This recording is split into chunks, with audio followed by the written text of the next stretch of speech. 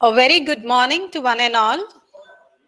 On behalf of Sri Venkateshwara College of Pharmacy, I, C. Aparna, Associate Professor, welcome you all to the third day of the national webinar titled Indian Pharma Rising to the Challenges of COVID-19 and Beyond. We had a very informative and enlightening sessions last 2 days and are eagerly awaiting another educative seminar by Dr. S. Ramakrishna. I request our principal, Dr. M. Bhagwan Raju sir, to welcome the speaker. Good morning to the speaker and all the participants. On behalf of our beloved secretary, Srimati Vani Devi Madam, and our dynamic director, Srimati Ajita Sekhar Garu, I extend a warm welcome to all the participants and also thank Dr. Ramakrishna Garu for sparing his valuable time. For the last 2 days, it was a great experience for us. Incidentally, we are doing it for the first time. And the first day speaker spoke about the drug discovery and Indian contributions from an academician's point of view. And second, we had a wonderful presentation by Dr. Vikkumalla Srinivas Rao, who is the Global Business Development Manager of NATCO, who talked about the let us say, entrepreneur's view of the whole thing. Third day is going to be a scholar's view. Dr. Ramakrishna is the most widely read person I have ever come across in my 33 years of teaching experience. He is widely knowledgeable, well read, and very, very, very, very humble human being. And it is really very nice of him to share his thoughts on our webinar theme. And I now request Dr. Aparna to do a proper introduction of the guest to the audience.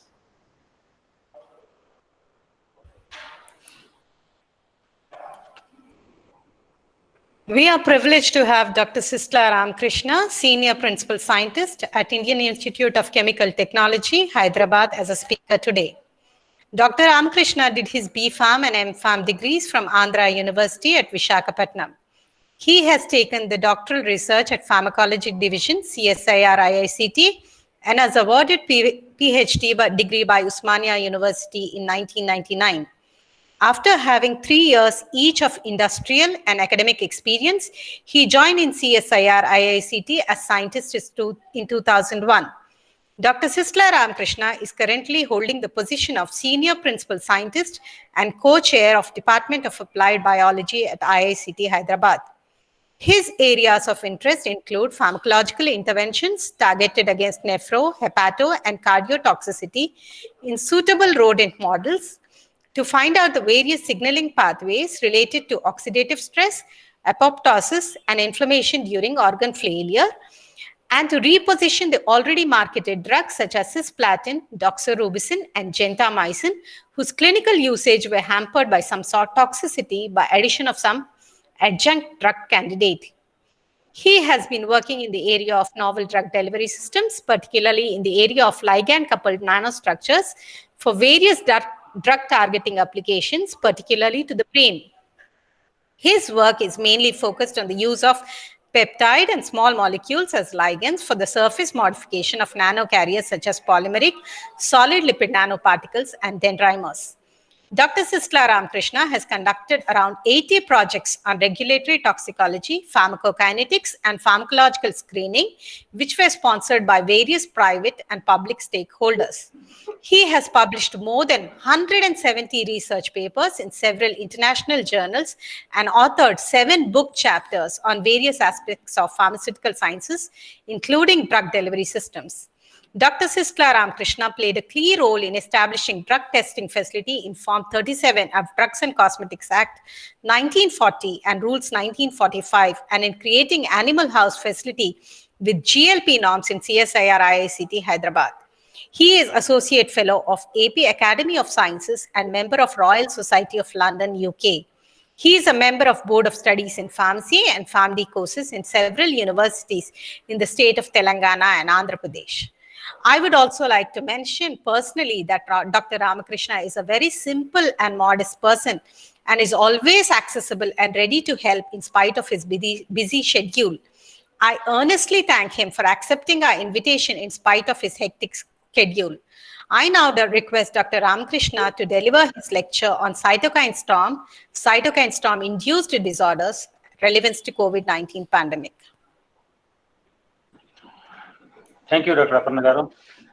Thank you, Dr. Bhagavan. First and foremost, I would like to thank the organizers for giving me an opportunity to talk to you or to interact with you. And my special thanks to the management. Whenever there is some call from SVCP, I usually get a little emotional because of the foremost fact that I worked there for 1.5 years. In 1998 to 99. That's one reason, which always has some sort of an association with the faculty members of the institute and some of the students whom I taught. In fact, in that period are still in contact with me, and they say always hello or interact with me at the personal level. And the second thing which also acted me upon is my senior, Dr. Bhagavan Raj. Right, we enjoyed those days in Andhra University. That is unforgettable moments of Andhra Universities. That's another one. I thought it is an opportunity for me also to talk to him and to see him smiling always, ever smiling face of Bhagavan Raj. And thank you, Aparna, for giving me a nice introduction. Thanks a lot. I would like to restrict this presentation to within the scheduled time. That's one, and try to be as simple as possible because I'm not going to the too much details of the science, which may sometimes be boring to the people who are listening to this. And before I start, I just would like to share. I just switch off my video and then try to present in the presentation mode.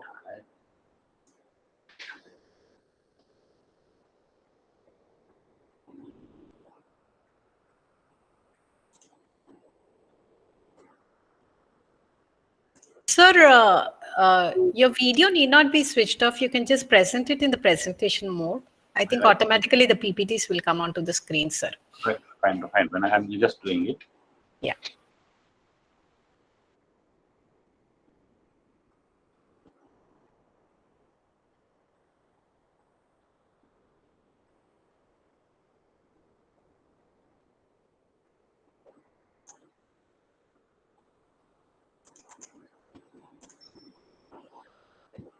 Is this? Are you able to see this?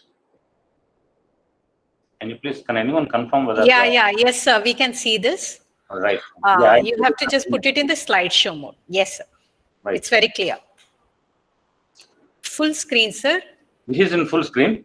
Yeah. Yes, sir. There may be some time delay. Please excuse me because of maybe network connection and all. But I kept it on the full screen mode. Yes, sir. Yes, sir. So this presentation has around, I think, around 30 slides or so. Try to make as simple as possible. This picture is taken from the Scientific American of June issue. I used this because I like the way the gentleman has tried to present the SARS-CoV-2 virus when the entire pandemic is breaking down the entire world. There was an excellent article in Scientific American. Scientific American, I like the Scientific American just because of the fact that the science, the way he presents, the articles are presented in the Scientific American are very lucid, and there's not much technical jargon. If anyone has an access, I think it would always good to go to Scientific American. And before I go to the subsequent slides, just would like to make an appeal. This also, I made it a practice to keep this in my presentations. We are all living in an area where coronavirus has shattered the taken for granted world. almost it is posing a question on the human existence. So it's a question on the existential uncertainty.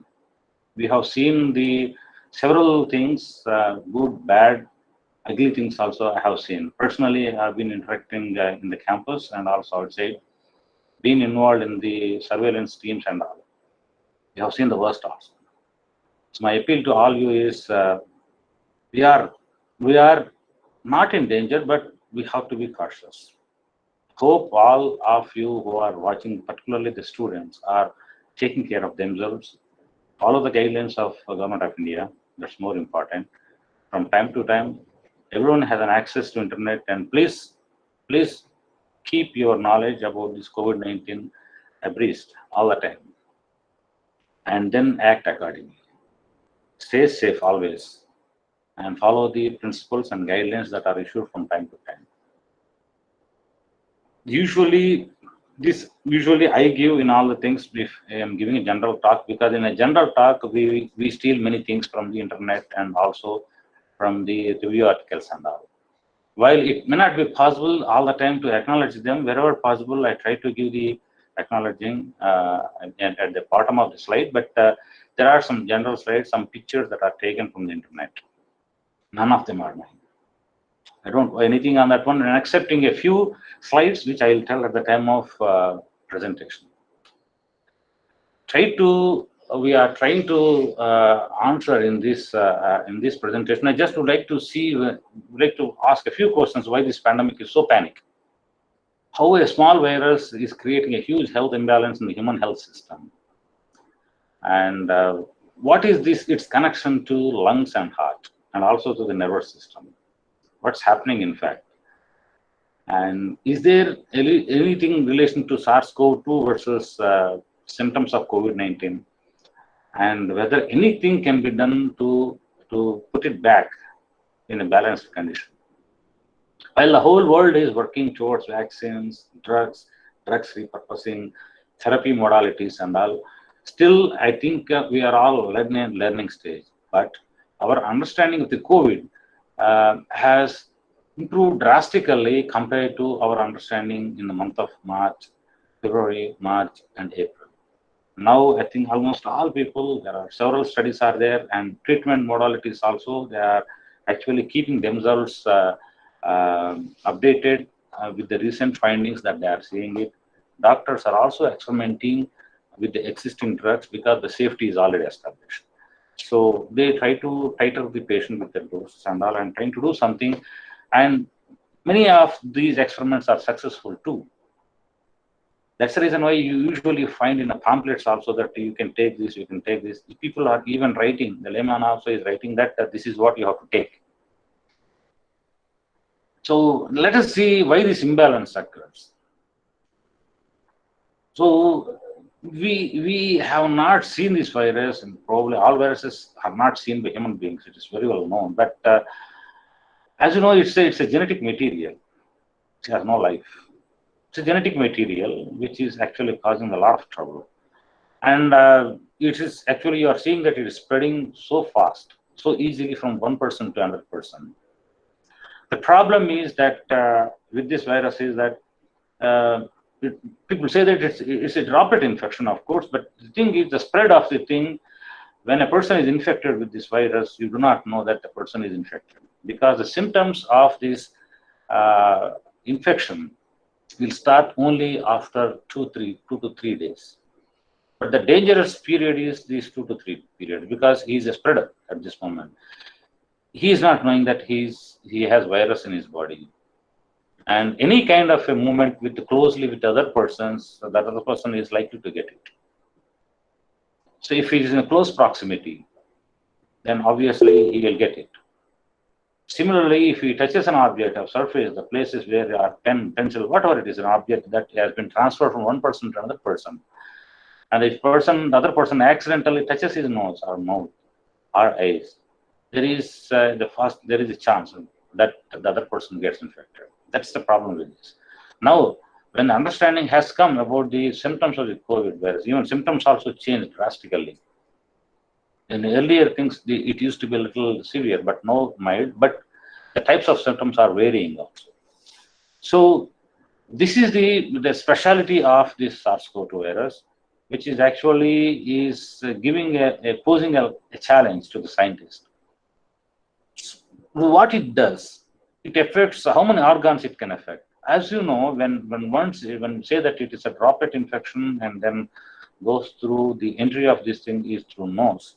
So obviously, you know that the lung is the first organ to get affected, and it is known now that it affects the cardiovascular system, it affects the kidney, liver, brain, gut also. So in this picture, you'll find that what are the effects of the SARS-CoV-2 infection on the different organs, and the major thing being the lung and heart. We have seen mortalities in patients who have recovered from the SARS-CoV-2 infection but died because of the heart failure. So let us try to understand in this given time what's the effect of this particular virus on the different organs. It has a spike-like protein. We call it as it is the spike. It has several proteins: spike protein, nucleocapsid proteins. There are several things. Let us restrict. Let us not go deep into that one. We'll say that it has a spikes, right?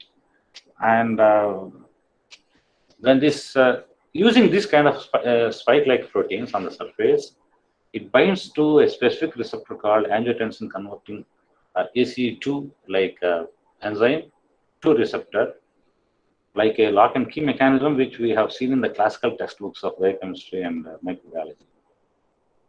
This ACE2 is present in many cell types. It's present even in the nose, epithelial lining, lungs, heart, blood vessels, kidneys, liver, and GI tract. While in the passage, the first organ that gets affected so easily is the lung, because it's some kind of inhalation kind of a thing. And once the lungs are infected, the exchange of oxygen and carbon dioxide between the lungs and blood vessels occurs, and that is being hampered once this virus binds to ACE. So if there is a decrease in the ACE2 activity, then the ACE2, you know the mechanism of action of ACE2, it cannot break down the angiotensin 2 protein, and which means that there will be more inflammation and then damage. So the problem is that the ACE2 activity is compromised because virus is bound onto the surface, and then ACE2 cannot perform its activity.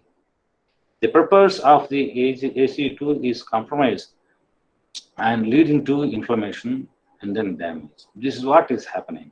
So what kind of damage happens, whether it happens in the lungs or on the kidney, and how it happens, we'll see. We call this damage to the lungs as a acute respiratory distress syndrome, ARDS. ARDS is the most common manifestation of the viral infection, particularly when the lung is compromised, when the lung function is compromised. And it causes starts with the respiratory insufficiency. Person cannot breathe properly. He needs some support. A support, like maybe he needs some sort of a ventilation, or he may need an oxygen support, which starts with a high flow oxygen usually, or you can control it by means of a BiPAP.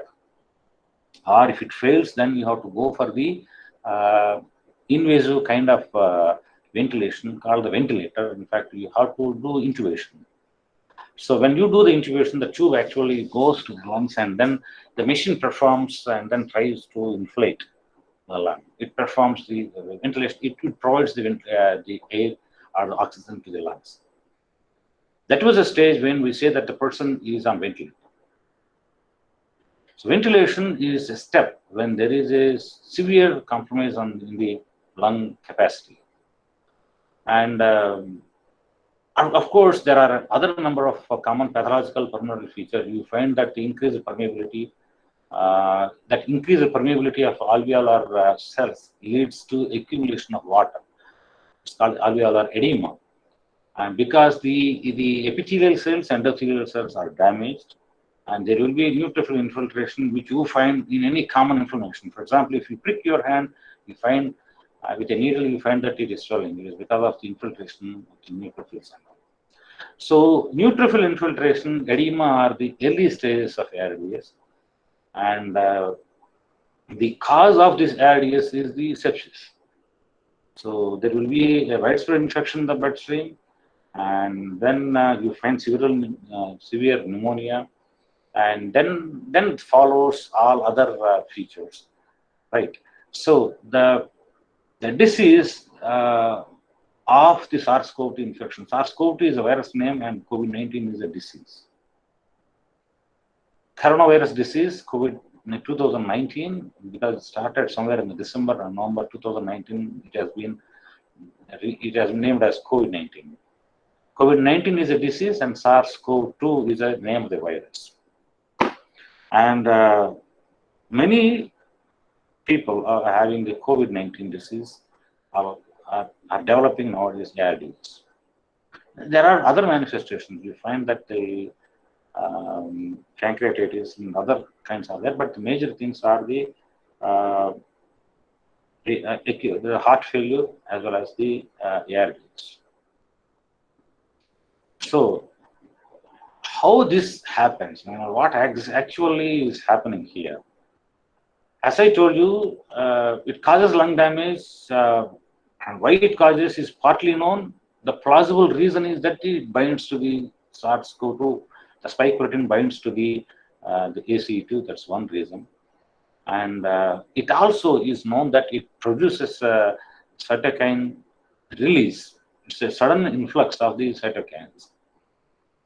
That is triggered by this antiviral antigen, and this cytokine release, sudden release, called the cytokine storm. It's a body's immune response to a particular antigen, and the sudden influx or the increase in the cytokine levels, in fact, damages the lung tissue. So the problem is that if after a few days, we may not find the virus in his body. Do RT-PCR, you will come to know that he is not having any virus. RT-PCR will be negative. But the issue is that the body is not resolving the inflammation. So in the inflammation dominates, and then the organs will succumb to it. So drug-induced pulmonary toxicity and high airway pressures and hyperoxia-induced acute lung injury, secondary to mechanical injury, all these things trigger one by one. And the burden of the fibrotic lung disease following the SARS-CoV-2 infection is also being reported. Remember that apart from the ARDS, those people who have recovered from the high viral load of SARS-CoV-2, they are prone to develop lung fibrosis. We call it as IPF, idiopathic lung fibrosis, idiopathic pulmonary fibrosis. This has also been reported. Several clinical studies are also there. And of course, older age, you know pretty well that they are the people who are at risk of developing ARDS because of the immune system or immune response is compromised owing to age. So that was the reason why the oldest people who are more than 60 years, 65 years are at risk. They have to be taken care properly. So, what is this cytokine storm? Several people are using this word cytokine storm. Basically, it's a hyperactive immune response and characterized by release of interferons, interleukins, particularly IL-6, tumor necrosis factors, particularly TNF-alpha, and chemokines, and several other inflammatory mediators. Remember that the interferons, interleukins, TNF-alpha, chemokines are all the mediators of inflammation. And these are the mediators, they are all part of a conserved innate immune response. And they are there in our body. They are necessary for efficient clearance of the infectious agents. But cytokine storm actually meaning that there will be increased levels of all these cytokines. And when there is increased level of cytokine, they become injuries to the host cell itself. It is something called your own body's body response when it has become overactivated, tries to kill your own cells, host cells, normal cells. So that actually is the lethality in this case. That is a peculiarity of this case. The severe inflammatory response induced by cytokine storm, it will start locally first and then spread systemically, causing the collateral damage to all the tissues. So a collateral support from the other things will not be there for you. For example, if the heart in a particular portion is not functioning, or is there any kind of infraction and all, there will be some collateral supply from the other portions of the heart. Collateral supply is pretty well known, but when there is a collateral damage to the tissues, then it will become harmful to the tissues. So if you see in this cartoon, there are two things. One is a low virus titer and then high virus titer. How do we know that it is a low virus titer, high virus titer? Those who have heard, please remember that whenever we do the RT-PCR testing, there will be a CT value. So this CT value will give the actually the lowest value, the severity is infection. So you can ask the person, the diagnosis laboratory, what is your CT value? So they will tell. So the severity of the infection is reflected in the CT values. That's how we will come to know whether there is a high virus titer or low virus titer. So what we do is, in a low virus titer, and if the symptoms are mild, what we do is we do isolation, we give supportive therapy, or if needed, we put in hospitalization, give him a mask, not the ordinary mask for the nose and all, it's an oxygen mask we will give. And then, and if you find that there is a normal immune response, then he will recover fast. And then if there is any kind of cytokine storm or an activation of the monocytes or macrophages leading to the increase in cytokines, then we will try to give any therapy leading to the suppressing the cytokines or drugs against IL-6 production and all. But if there is a severe cytokine storm, remember the increase in cytokine is different from cytokine storm here. In such cases, you give the anti-cytokine storm treatment, cytokine antagonist you can give. We will give the hydroxychloroquine, corticosteroids, and then we need to put him in ICU because of the cytokine storm, the patient cannot breathe. He may need even the ventilator at this time. And if everything goes good, he will recover. But in many of the cases, it has been found that if there is a severe load of the infection, if the infection load is viral load is more, people go into the septic shock and coagulopathy, and which leads to heart failure. This is the final thing that due to COVID that we are seeing it, the numbers in the TV, televisions, as in radios are many reasons are there, either because of the lung failure or the heart failure. So now the potential therapies, if you see this is in the big picture of lung, where there are several pathways, and we are interested to forget about all other. We use only things. We can use. We can supplement with interferon gamma to activate the innate immunity. The first one is you need to support our own immunity. So you need to boost our own immunity. So you can supplement with the INF-alpha to activate it, or you can use immunomodulators to restore immunity balance. That was the reason why you find that many of the treatment modalities, they will do the immunoactivators, immunoboosters. Or you can, the third aspect is you can inhibit the production of cytokines. You can do that. Anti-cytokine drugs are available. Some are there. We'll see a few drugs also there. And particularly, you will find this in the 3 inhibition of the production of cytokines, you find what are the things that can be given for inhibiting the cytokines. Or you can scavenge the cytokines, you can clear it, you can scavenge the cytokines also. And there are several ways. You can even inhibit the recruitment of the mononuclear macrophages. Macrophages recruitment also can be inhibited, and their function can be destabilized by specific treatments also is possible. We have a specific blockers, CCR2 blockers and TLR7 blockers are also there. So it all depends upon how we are addressing the cytokine storm and what is the severity of this cytokine storm. That's more important. So in a diagnosis of the patient, generally this will be known. What is the treatment modality to be adapted? If you want to start a cytokine drug therapy against the cytokine storm. So let us see first on the lung how COVID-19 causes a respiratory problem. The fluid in the lungs makes it basically difficult to the person to breathe, and that leads to the low oxygen in the blood. We call this as a hypoxemia. Hypoxemia, we are using oxygen therapy. We use oxygen concentrators, or we can connect to the oxygen mask through oxygen cylinder, or you can use some BiPAP kind of a thing to restore the lung functioning based upon the tidal volume. The fluid in the lungs, this accumulation of this fluid in the lungs makes the lungs stiff and difficult to breathe, difficult to inflate also.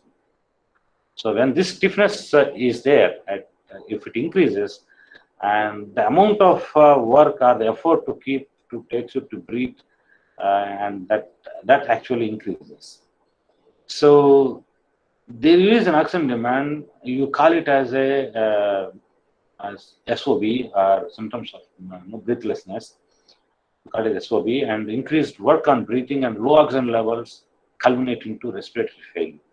So before a respiratory failure occurs, we try to address this issue by oxygen therapy or by ventilator.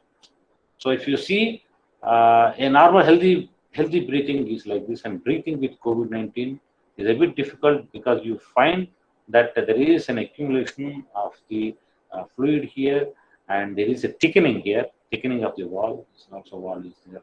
So there is a difficulty. Oxygen cannot reach to the blood. So a patient really feels that he needs more oxygen.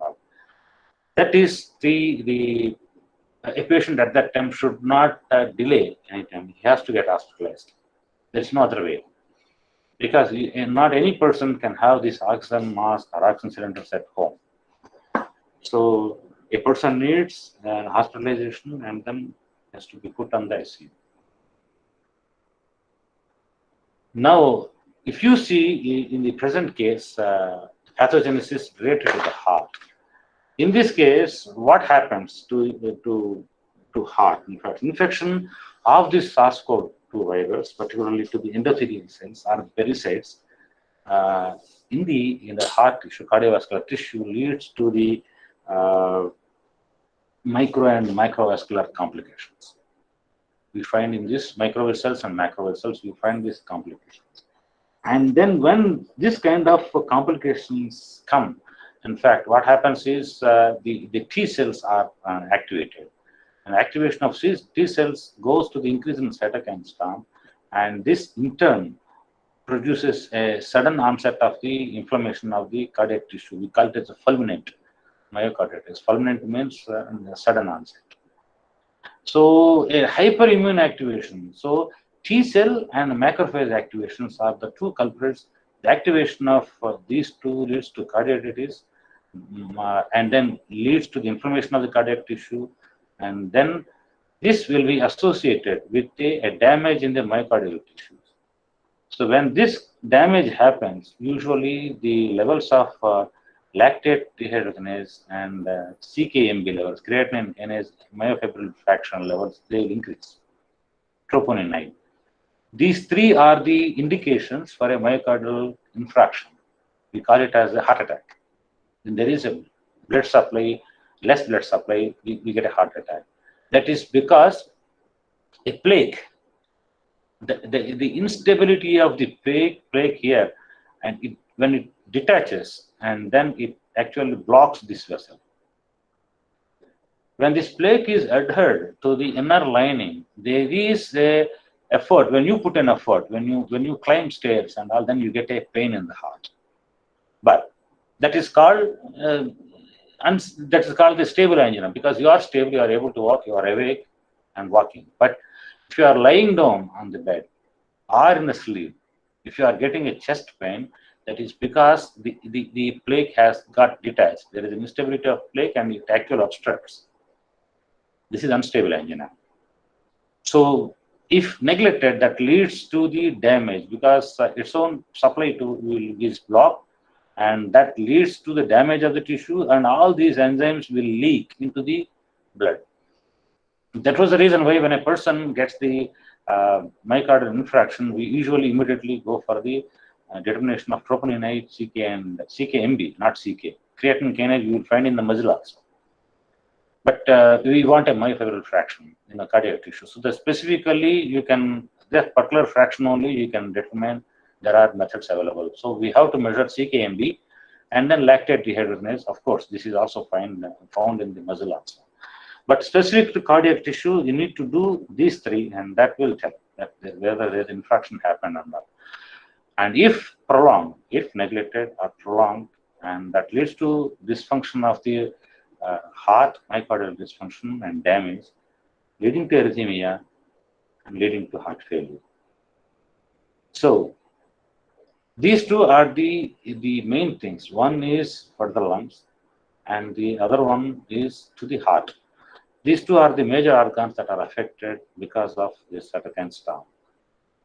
Because of this cytokine storm and inflammation. And of course, there are other organs that are affected, but mainly these two are the important. Others are also there.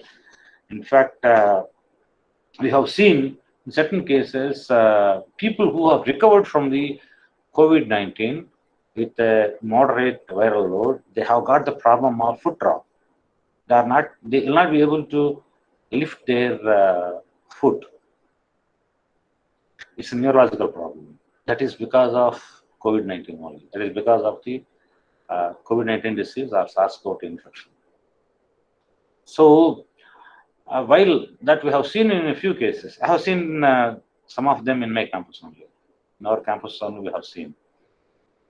So when this kind of an opportunity is given to me from our institute to interact more with the patient, I thought it would be prudent for me to share with you what are the experiences I faced when I am in a surveillance team, leading the team with a group of doctors and nursing staff, some other supporting staff, technicians, with the patients in the campus. So now, is there any drug for this disease? Ever since the disease came into our knowledge or into notice, I still remember March 12th, I was in Delhi. I was in Delhi airport. I realized that in accepting the group of people along with me, some 3-4 people, everyone is wearing a mask. And that was the time I realized, in fact, that we have gone on official work, but realized that it was pretty difficult. I realized that when we are coming down from a staircase, accidentally, if you hold railing, I realized that I need to wash my hand or use a sanitizer. So since that time, since February and March, now even up to the month of September, there are several changes, developments happened, changes have taken place with respect to the treatment modalities, with respect to the drugs that are coming up. Now we have the antiviral drugs, specifically Favipiravir, we have Remdesivir. The only problem with the Remdesivir has to be given by injection. It's a parenteral one. So that is one, but Remdesivir is a very good drug which can block the viral replication. Favipiravir, of course, that is also being used. Ritonavir is being used. The advantage with Favipiravir is that it can be taken orally, but the dose that is needed is too high, in the sense that patient may feel little discomfort to uh, to take this drug, because the number of units that has to be taken are more. And there are ways to block the entry of this virus into the cell. There are certain drugs, and the status, some of them are, most of them are in the clinical stages, and preclinical or clinical stages. So you can avoid the entry or prevent the entry of the virus into the cell, the spike protein not entering into the cell, or you can go for reducing the hyperimmune response. The hyperimmune response, which is resulting into cytokine storm and then acute respiratory distress, can be curtailed by using certain drugs. You can use monoclonal antibodies, some antibodies which can block IL-6 immune signals, that also can be used. In fact, currently IL-6 inhibitors are available in the market. People are giving this. So this pictorial diagram gives what are the possible ways. So you can host protease inhibitors can be used to prevent the entry, and then neutralizing antibodies can be used to neutralize this virus. And then once it enters into the cell, before it fuses with the host cell, you can use the fusion inhibitors are there, and then which actually interfere with this mRNA translation. And then you can use viral protease inhibitors, and there are several things, several modalities are there, but we are successful to a greater extent as far as the treatment modalities are concerned. But all said and done, it's more important to prevent the virus entering into the body or making our body strong, so that even if the virus enters, it cannot do its work. It should not do its work. It should be neutralized. So for prophylaxis, generally we go for vaccines. And for treatment, generally we go for the drugs, what we are seeing. So how to evaluate the cytokine storm? Whether can be done at a curriculum level or at the university level or the institutes level. Can we use any? Are there any models that can be done? Yes, there are a few models. Fortunately, during this lockdown period, um, we worked on some of the models related to the anti-cytokine storm and some ARDS models, in vivo models using the rats. Incidentally, our group in this lab, while the entire institute is in lockdown, only the essential people who are working on the COVID and COVID-19 related disorders are permitted to work. So in the entire institute, only 30 to 40% work in this. Our group is one among them. We never had any lockdown in this entire period. No leave, no lockdown. But it gave us an opportunity to understand how to address this problem. There are two issues we have seen. One is if we synthesize, ICT is an institute which is into chemical technology. It has a major role in the drug discovery. But the issue is that we are actually limited by expertise in the virology. We don't have the virology experts. Neither we don't have the proper facility. You need a biosafety level 3 level containment facility when you are handling the virus. Not only this COVID-19 virus, but for that matter, any virus. In this case, COVID-19, particularly in SARS-CoV-2 virus, we have to take a lot of precautions because the mode of transmission is little dangerous compared to others. So what we have done is, well, while ICT, the chemical group is engaged in the alternate synthesis for remdesivir, favipiravir, and other antiviral drugs. And then in a record time of 40 days, they could identify the alternate route for that and then even transfer the technology to Cipla. In fact, Cipla is actually producing the remdesivir, favipiravir and all. And as a token of kind gesture, they have in fact given us the doses of few doses of remdesivir also to us for a ready use in case any of the employees of the institute need the remdesivir, and we can get it immediately. That was one advantage, and the directors group has worked on this while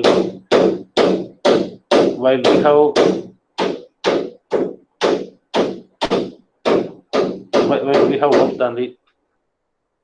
have worked on the ARDS models of post SARS-CoV infection. So cytokine storm is, you can use lipopolysaccharide, and that can be used to study the cytokine levels both in vitro and in vivo. In vitro assays are being done. We use the raw cells, raw macrophage cells we can use, and then we treat with the test compound, your synthetic compound. If it has a role in inhibiting the cytokine storm, then you pre-treat these cells with the test compound, and then later, after a certain time, you stimulate the cells with LPS, lipopolysaccharide, and then you actually do the other processes and then centrifuge them, and then take the supernatant and then do the analysis by ELISA. ELISA assay, if you do it, you can estimate the cytokine levels, IL-6, everything you can measure. So, if you run the control levels, if you run the control as well as treated, you can easily know that whether it is possible to reduce the to study the inhibition of the cytokine levels. This is one simple assay that can be used for screening the compounds. If you have 10 compounds, 10 analogs, 20 analogs, you can run them on a 96-well microplate and then identify the concentration, the lowest concentration that can give a maximum response for 50%. So if you have a IC50 values for 10 to 20 compounds, then the lowest IC50 value will tell that the compound is potent in inhibiting the cytokine levels. And we used models such as using the rat model. You can induce, actually, in fact, you can administer the lipopolysaccharide. You can do it by intratracheal instillation. Intratracheal instillation is instilling the lipopolysaccharide directly into the lungs. So once you take the needle containing the syringe containing the LPS at a specific concentration with a needle, you see to it that it goes to the lung. So care has to be taken that you should not go to the once you put it, you should not go to the esophagus. The purpose will be lost. So a little technique is needed.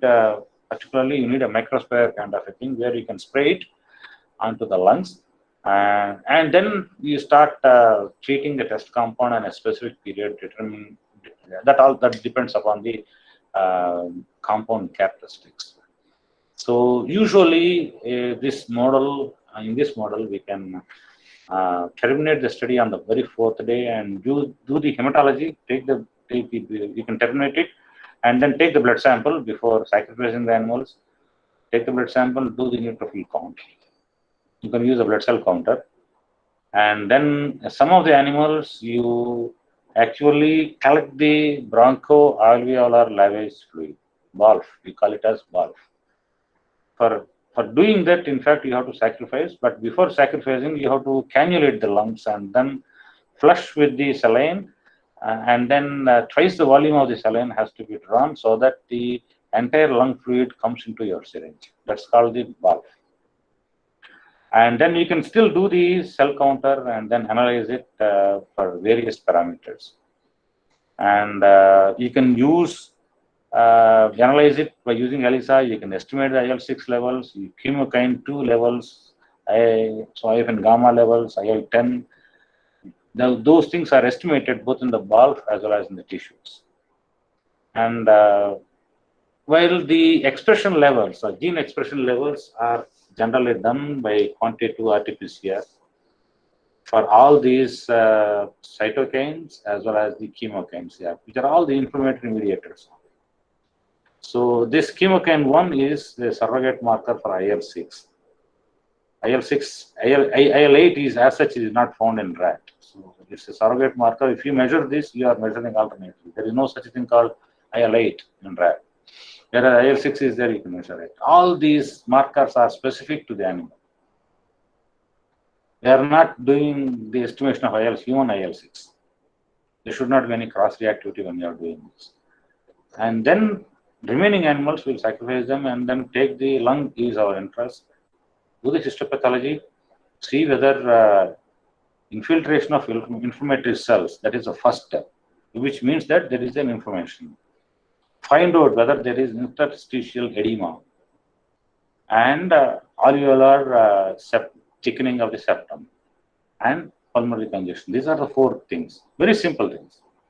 As I told in the pathophysiology of the ARDS, whatever we have seen in the initial slide, we have to see in the animals also.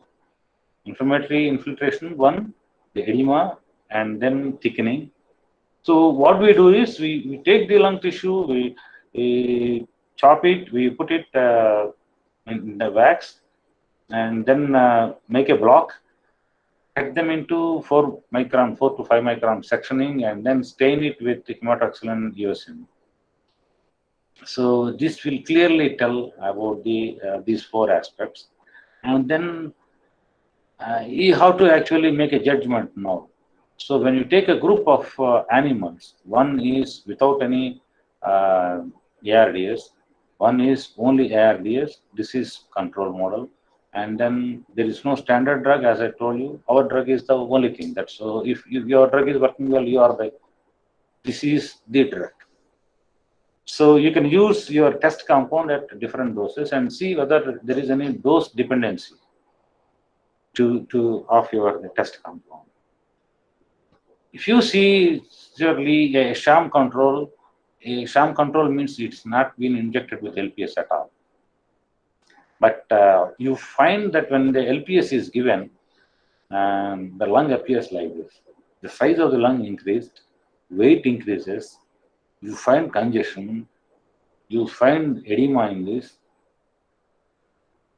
right? You find sometimes even in the clot formation also in these areas.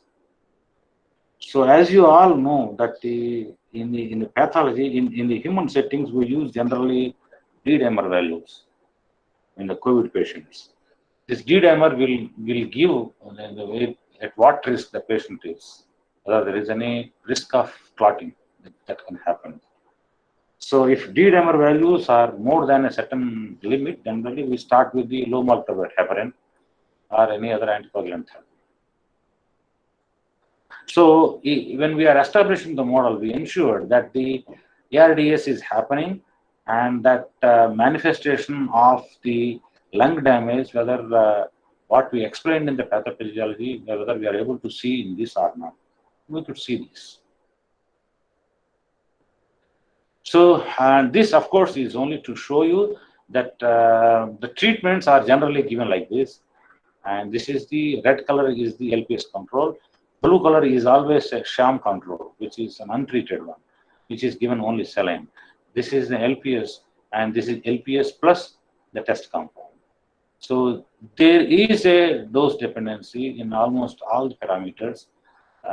We have seen that the LPS lipopolysaccharide generally it increases the lung volume, and because of the edema, and then there are increased monocyte levels in the blood, and there are increased neutrophil count we have seen in the ball fluid, and we have taken one small phytochemical to validate this model for our use. In fact, this study we have taken up for a company in Mumbai. We have completed it. It's a few studies. Almost they have within a record time of around I think 53 days or so, around 3 studies were completed. And a huge revenue also was there. But while doing that for them, we tried to see whether any phytochemical of our interest can be used for this purpose. And we found that the test compound what we have used is really doing well. And we have seen that particularly I wanted to show this IL-6 expression. This is a major culprit, remember. IL-6 level and chemokine 6 level. These two are the culprits and they have to be curtailed. So we could find that there is a drastic decrease in these two levels. In a cytokine storm, IL-6 is the major culprit. And COX-2, cyclooxygenase 2 is another one. It's an inducible enzyme. When there is some something which induces, then only it gets induced. Unlike COX-1.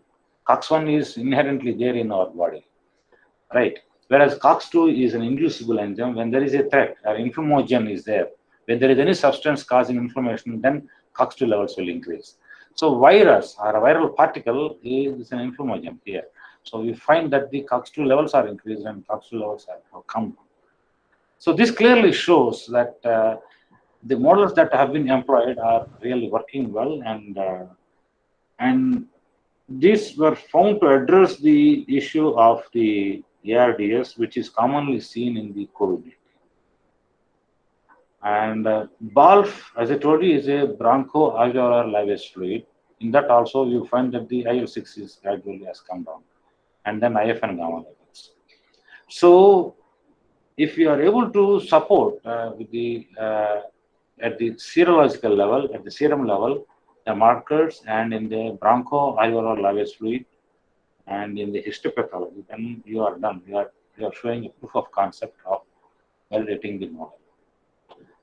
And finally, the histopathology. As I told you, that you will find in this case a severe.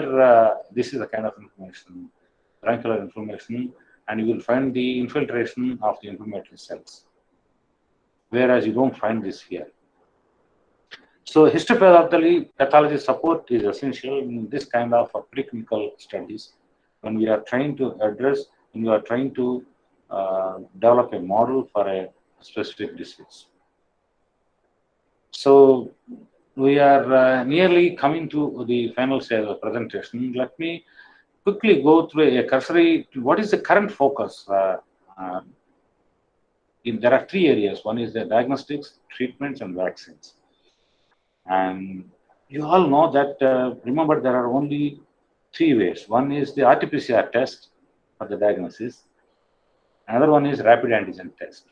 Both rapid antigen test and RT-PCR test require. These require swab sample. Oropharyngeal or nasopharyngeal swab samples are required. No blood. Blood is required only when you are trying to do the antibody testing. That is a serological testing. This antibodies develop when post SARS-CoV-2 infection. And the antibodies are developing, and in asymptomatic stage, you will find that if you take a scale, an antibody level versus the days since infection, from 0 to day, you will find that the people are asymptomatic. I'm sorry.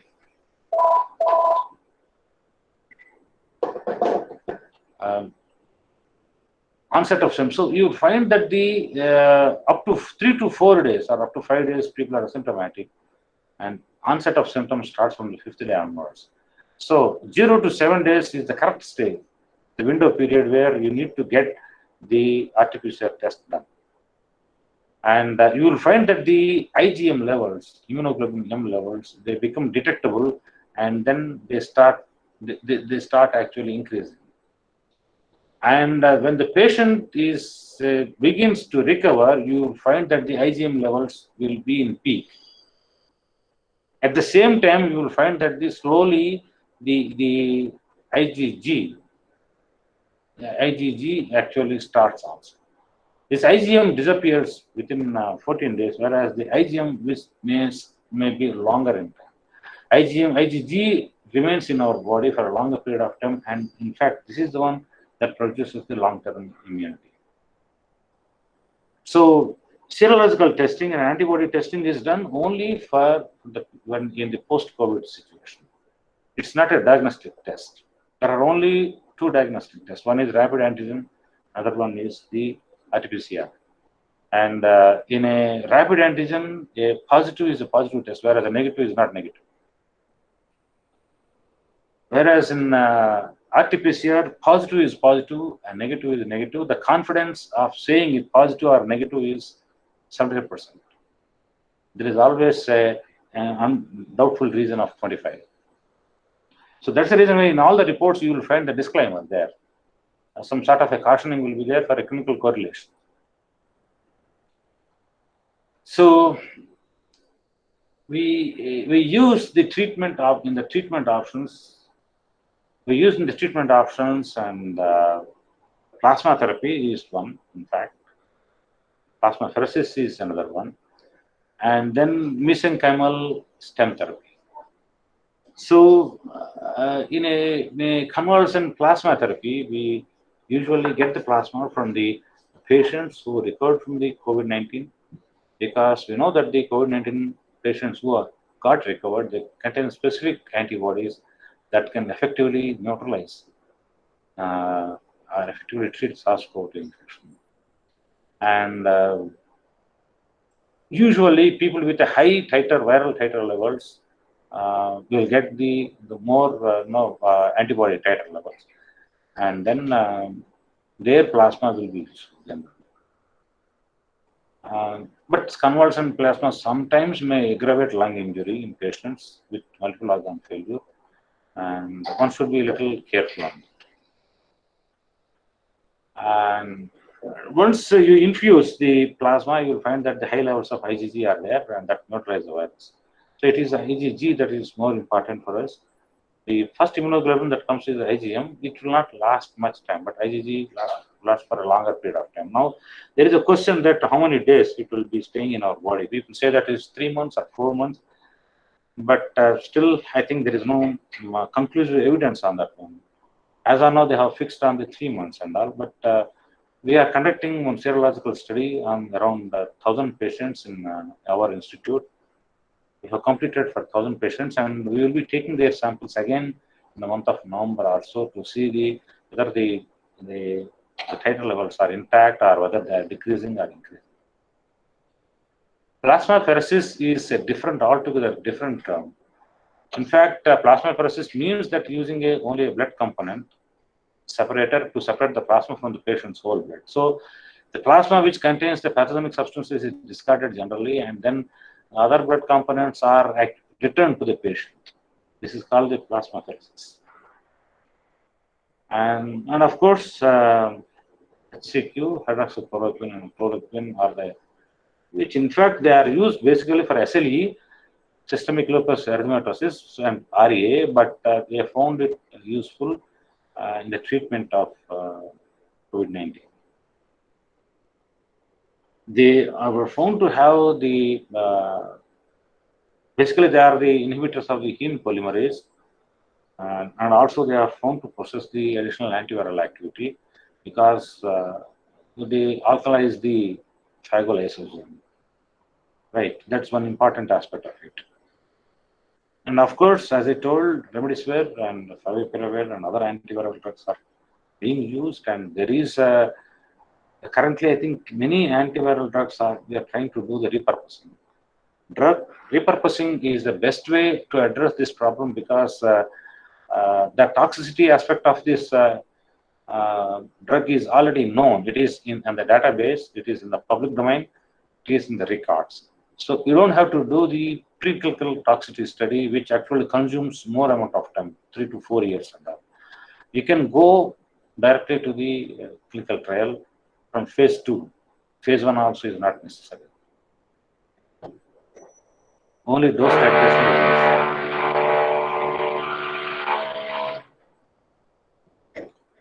necessary. And we have actually best drug. Tocilizumab is the one which is an immunosuppressive drug, mainly used for the suppression the IL-6. As I told you, IL-6 is the main culprit in this. And some other, a few, itolizumab is another one, which is a humanized IgG1 monoclonal antibody that also can be used. So for cytokine storm, these are the drugs currently being used, and many drugs are in the pipeline. We make a full stop here because we can go on telling on this as on current thing, but let us put a full stop here. But remember that we are dealing with an invisible enemy, whose pathophysiology, the disease pathophysiology, is still not understood, and we are still understanding. We are upgrading ourselves and trying to integrate our knowledge, or improving our knowledge about the pathophysiology of this disease. And also we do not know about the mutation aspects of this virus and its virulence also. If the virus is mutated, whether it is becoming less virulent or more virulent also is not clearly understood. We have seen contradicting statements also, but clear cut saying, is my opinion that it has not yet come. The understanding has not yet come. And as I told you, how long these antibodies are going to be there? Suppose I recover from the COVID-19 from this infection, and if I develop the antibodies are given. I mean, a quantitative estimation you can do with in any laboratory. Serocare laboratories are there. There are kits available. Total antibodies can be determined. IgG specifically can be determined. There are strip-based things which works on the paper chromatography principle that also are all there. Qualitatively you can determine, but how long these IgG antibodies are going to be there in the body is not yet known. But a significant progress is made with respect to the pharmacological interventions. We know what medicines to be given for the disease. Once the disease happens, what are the antiviral drugs to be given? We have a clear-cut idea as I know. Also, for treating the other complications of COVID-19, what are the drugs that can be used? Also are known. The treatment modalities are more or less standardized. We have formulated and standardized based on the symptoms of the patient. But the only thing is the unfortunate patients who have lost their lives is because of the complications, other complications, particularly when because of this virus only, it led to the other complications such as lung failure or heart failure. So for the prevention of the virus, you know that the vaccine is the only thing that has to come. Let's hope. We are listening in the media that vaccine come by this month ending, by this month, and let's hope. Let's keep our fingers crossed till the vaccine comes. But until then, the precautionary measures are the only things that can save our lives. So stay safe and distancing has to be followed. Use a mask. That's the two things that prevent: distancing and then the mask. It doesn't matter whether you are using whether you are using a 2-ply or a 3-ply or a N95 or N9000. I'm not aware of all those things and all, but a mask is the one which, if it has a hydrophobic surface outside, and it will not get wetted by the droplet. And also sufficient distancing, so that the droplet that comes from the other person will fall off on the ground and it cannot reach. So these two things will prevent, and try to avoid the closed rooms and all always, and keep your room ventilated. If my room where I am sitting here and the AC is on and doors are on, my doors are open. So thank you very much, sir, for giving me an opportunity. I'll stop at this point, and I'm ready to take up any of the questions. And I thank you all for giving me an opportunity to share my views before all the audience here.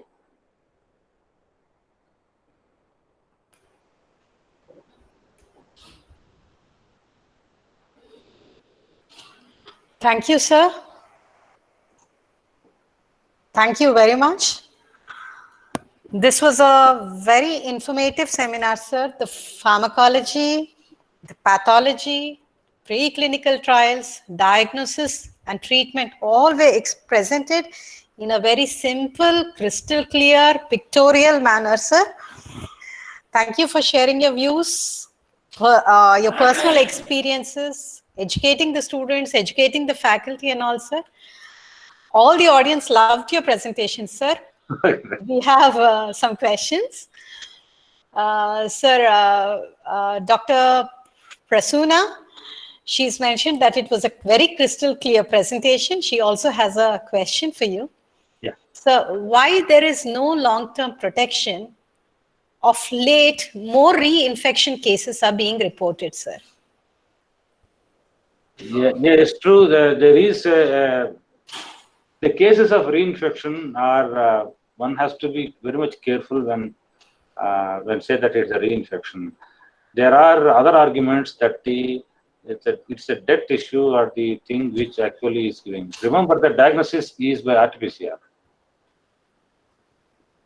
Diagnosis is by RT-PCR. So when you say that the person is reinfected, how we come to know that the person is reinfected? Because he has been diagnosed again RT-PCR positive. All right. The question is, when the person has already developed antibodies specific to SARS-CoV-2, how come the infection is possible, reinfection possible? Yes, the possibility is because of the tissue, because your diagnosis is by RT-PCR, any kind of a dead tissue or the dead fragment. RT-PCR is nothing but making several copies of the RNA and then binds to, we use a complementary DNA, cDNA, and then it binds, RNA is actually made into, it binds to the cDNA, and then it makes the copies. So if the RNA fragment is there, or a dead fragment is there, it is enough to show the CT values. So the critical threshold values, if it crosses early, RT-PCR says that you are positive. The report says it is positive because your threshold values are set by your kit. But remember, ma'am, the other symptoms are the manifestations of COVID-19 may be there, but it need not necessarily be a reinfection. Most of the time, doctors are ruling out that reinfection. That's the reason why when a reinfection is there, they try to see whether there is whether there are antibodies. It has to be corroborated with the antibody levels. Then only we can say it is reinfection or not. Okay, sir. No, let me know whether I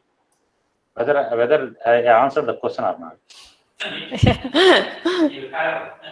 Yes, sir. Unless there is a corroboration with it. So, for example, if you have an antibody values, total antibodies and IgG values, and also RT-PCR positive report, then you don't have to worry too much because the RT-PCR positive result is not a reinfection. It is a manifestation of the dead tissue or a dead fragment. Fine, but his symptoms have to be cured and the other aspects have to be addressed by other treatment and all. It's not the COVID-19 infection.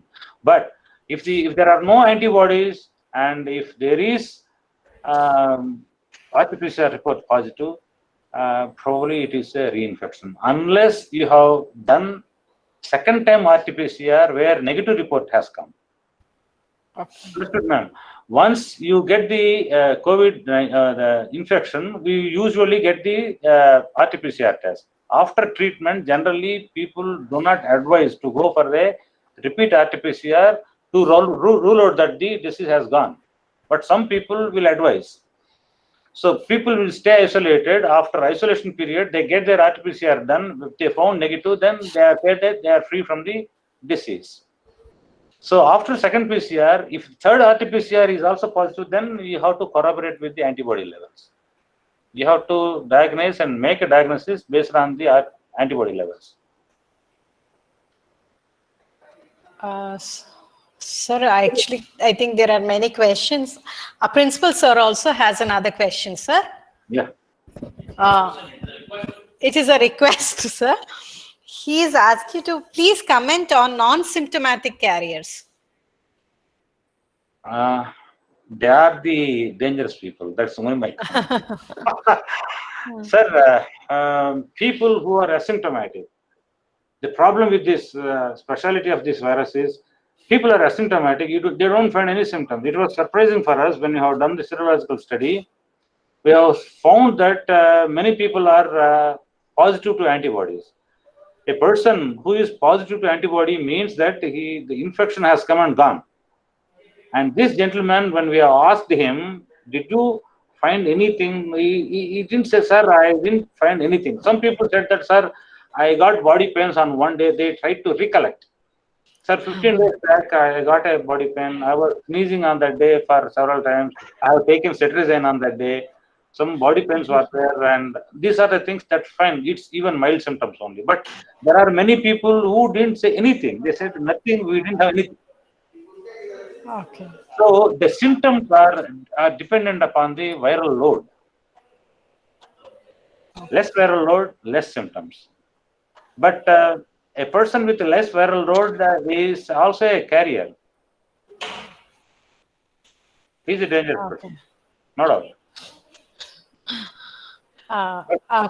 But his droplets may contain less viral titer. Okay. So in order that the other person to get a infection from him, he may have to stay for many hours together. Okay. And Okay. Madam, I have seen one this Heman Iyer. One question, sir, are there diagnostic tests to predict the impending cytokine Yes, sir. early enough to prevent the related complications? Yes, sir. I think people are doing that one. There are methods are there. People do the diagnosis. Actually, it's not a prediction; it's an estimation. There is no prediction. Okay. Before cytokine storm actually compromises your lung tissue and all, you can still measure it. So that's the reason why people, when one has to give clinical presentation properly to a doctor, he should not show any inhibition in telling about that. Yes, sir. And another thing, I think there are long-term protection of late, very informative. Can we prevent this by using natural remedies? Really, because so many remedies are trolling in the social media. Yes, Well, sir. it's a matter that has to be taken call by the pharmacists, particularly. Unless at least we people as a pharmacist, actually, when someone says that Ayurvedic preparation is useful for this and all, please see that whether at least simple Googling will tell whether it has some immunobooster activity or some kind of activity related to this. Otherwise, they are all. I don't believe that. Okay. I have my own thing on that one. Ananta Lakshmi, why many people are died due to cardiac arrest? I told you, Yes, sir. in fact, have seen many people also. In fact, there is one casualty in our institute also. The scientist has recovered from the infection, but there is a clot. So by that time, because of the overload, and because of the viral load, only all this happens. So if D-dimer values are more, I think 650 or 600 is the value, above which actually there is a risk for the clotting. This clot circulates in the body, and that may block. So that was the main reason why people will get rid of the infection, but the clot is there in our body. That was the reason why you find that the people die because of the heart attack. Okay, sir. Yes, sir. Thank you very much, sir. Yeah. A very educative seminar. We will look forward to many more interactions live, sir, in future. Thank you, sir. Let's hope so. Yes, sir. Thank yes, you, sir. all of you for patient listening, and it's good to interact with SUCP, the great SUCP, which I like. Yes, sir. Sir, Principal, sir, will thank you.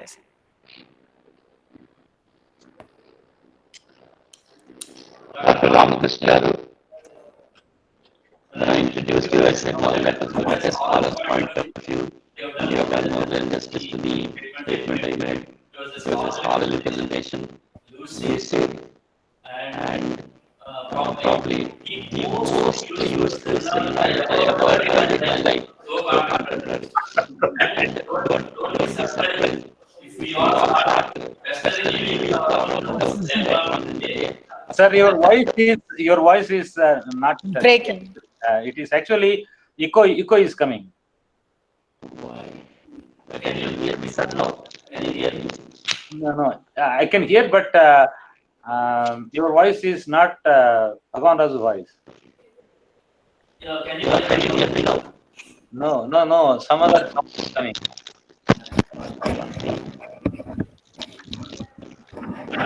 One second, sir. Yeah.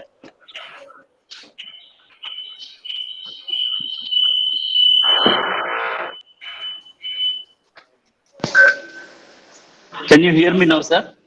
Yeah, good. No, yes, it's clear. I was saying that I introduced you, when I was introducing you, I said, let us listen to a scholar's view on the whole scenery, and you have done more than justified my statement. And this is probably the best presentation I've ever heard in my entire life. So current, so informative, so useful, so much so that I will caution you about one thing. Don't be surprised if we all pester you with our own doubts later on in the day. Be prepared for our doubts were just like cytokine storm, something like that. But anyway, it's a great privilege to see you in action, sir. Your ringside view presentation of the COVID problem, contemporary problem, is excellent.